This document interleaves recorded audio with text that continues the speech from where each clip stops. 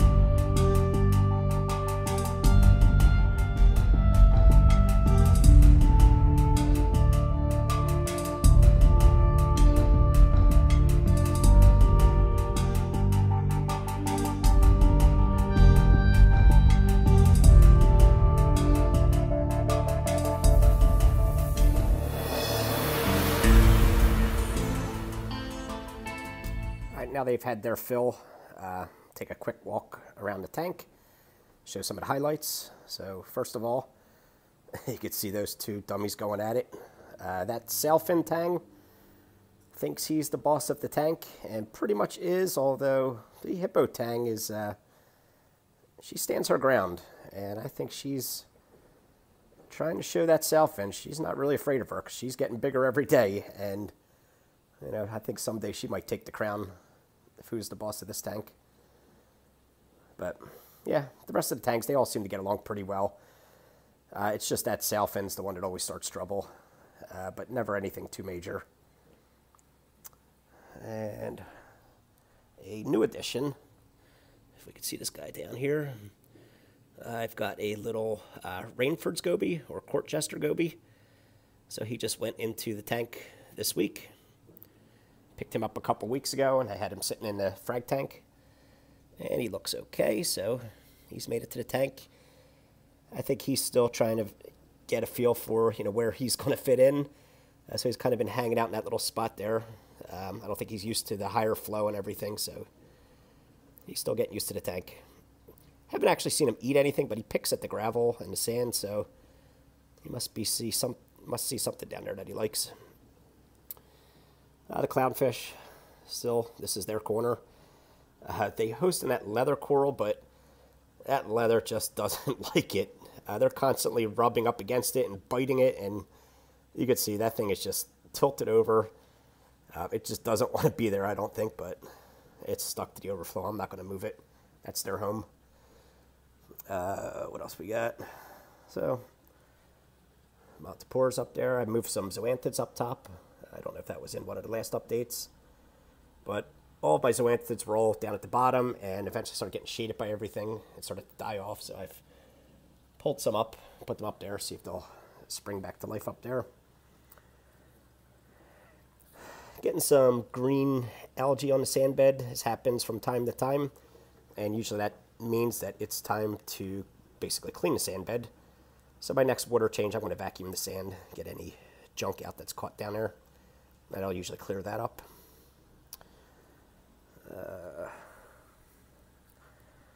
See what else we got. Over here, I mean, this is just one of my favorite parts of the tank. Is right up in here. Everything is filling in nicely. Although this Montipora is just enormous, and I think I need to do something about that. That thing started out as just like a little, postage stamp size frag, and it's grown into this monster. That's probably easily 18 to 20 inches, from side to side. And although it looks awesome up here, and I'm actually even started to throw some frags up on top of it, because I had nowhere else to put them. Made a nice little shelf. Everything underneath is, really taking a toll. And so this purple Monty is not getting any light anymore, and it's just dying off. Had a green one down there, which is suffering. So what I think I need to do, after watching, Mel Lives Reef, and he just ripped his reef apart. I don't plan on ripping my reef apart, but I'm thinking about maybe just taking a huge chunk of this off, or maybe, as much as I can, and putting it down here, maybe down on the sand bed where this green star polyps is, and let it grow down there, because I've got some frags down there which are doing just fine. They're growing down here just as well as they would up top, so maybe I can move that down, and that would leave this whole area open for some other, frags to put up there, and let things, come back to life down here. And this whole,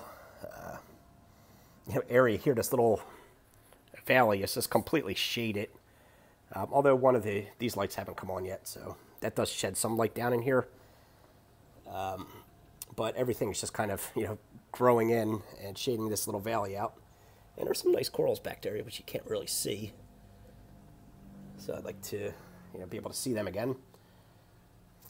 Another, thing that really needs to be dealt with, I think, is this green bird's nest.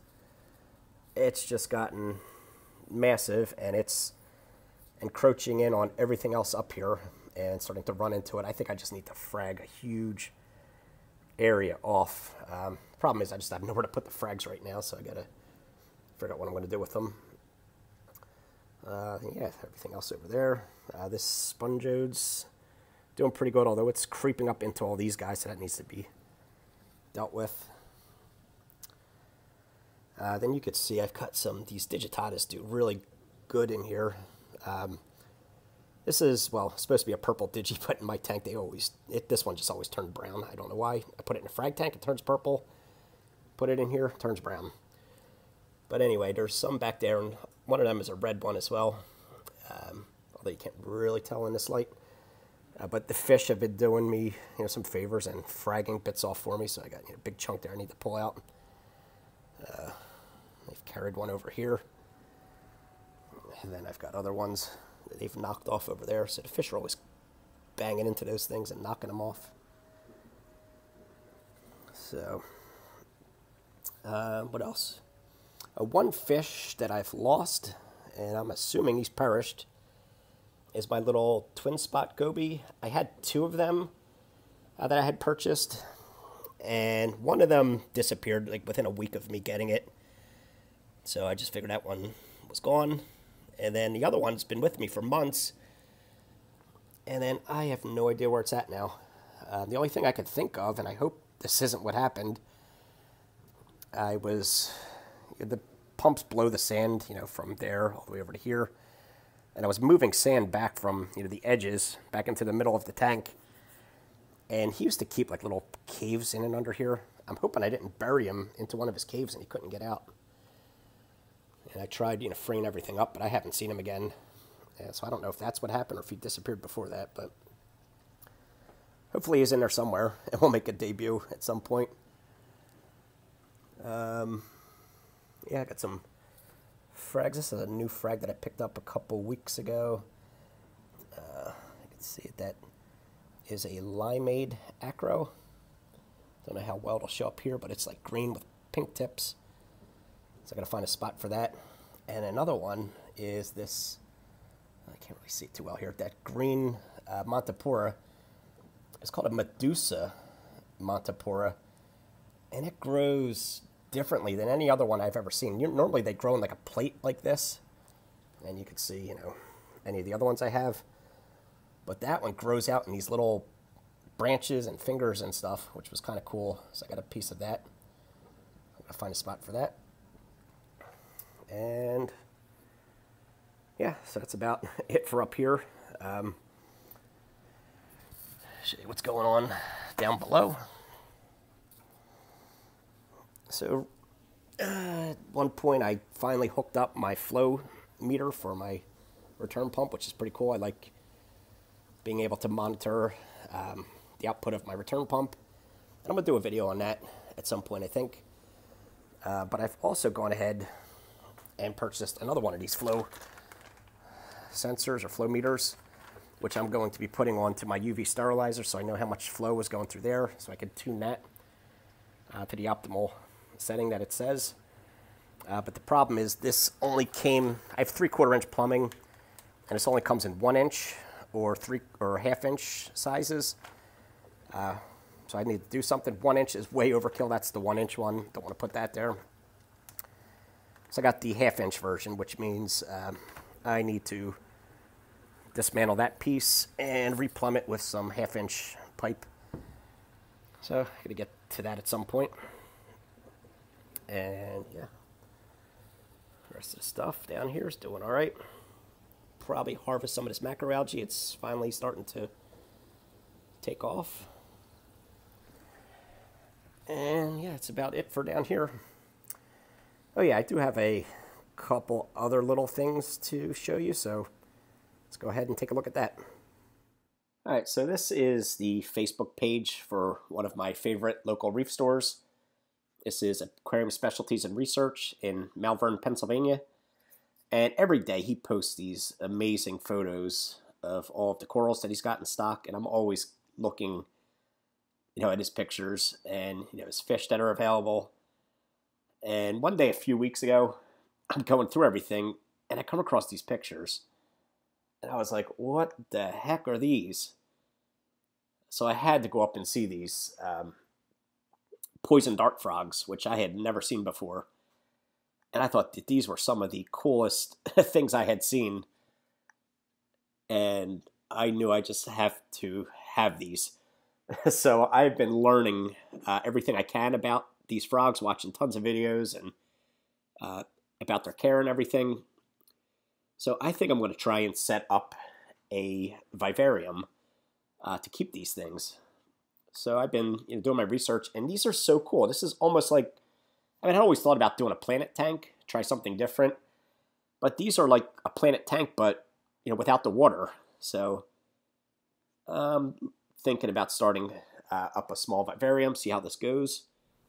So what do you guys think? Has anybody ever kept those dart frogs? And is there anything, you know, that I need to know before I, you know, get into that? I mean, obviously, I didn't know anything about reef keeping when I started, and I learned, and, you know, started with a small tank, built my way up.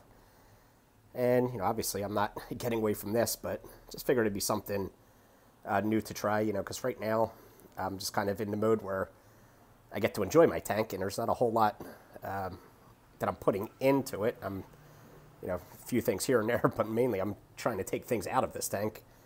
So I think it'd be cool to try something else, maybe, you know, with these poison dart frogs. I don't know. And if I do decide to go for it, is that something you guys would want to see on this channel, or just, you know, try and keep this focused on the fish? I don't know. We'll see. So I don't know. Let me know down in the comments. And yeah, I hope you guys enjoyed this update. Thanks for watching, and I'll catch you guys in the next video. Take care.